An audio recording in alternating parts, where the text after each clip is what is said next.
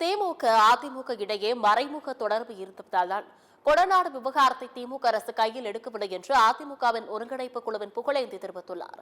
சேலத்தில் செய்தியாளர்களிடம் பேசிய அவர், அதிமுக பொதுச் செயலாளர் வழக்கு இன்னும் முடியாத போது செயற்குழு கூட்டாமல் கூட்டணி முடிவு எப்படி எடுக்கப்பட்டது என்று கேள்வி எழுப்பினார்.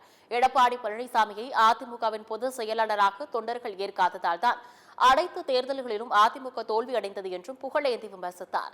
அதிமுக பாஜக கூட்டணியால் அண்ணாமலை பலிகடா ஆக்கப்பட்டுள்ளார் என்றும் அவர் தெரிவித்துள்ளார். அதிமுகவை இனி ஒருங்கிணைக்க முடியாது, ஒருங்கிணைப்பு குழுவின் முயற்சிகள் அனைத்தும் எடப்பாடி பழனிசாமியால் வீண் போனது என்றும் புகழேந்தி குறை கூறினார். இவர் பொதுச் செயலாளரே இல்ல, ஆரம்பத்தில் சொல்லிட்டு கேஸ் முடியணும், கன்ஃபார்ம் பண்ணல, எலெக்ஷன் கமிஷன் பெண்டிங்ல வச்சிருக்கு.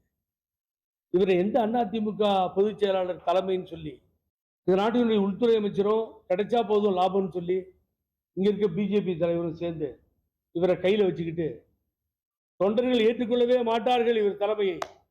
அதனால்தான் நாடாளுமன்றம் போயிட்டு சட்டமன்றம் போச்சு, பை எலெக்ஷன்ல 2 தடவை நிக்கல. இந்த கதையெல்லாம் உங்களுக்கு தெரியும்.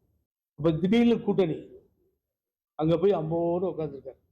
இவர் தான் அதிமுக தலைமையில நாங்க ஏற்றுக்கிட்டு தயாரா இல்லை.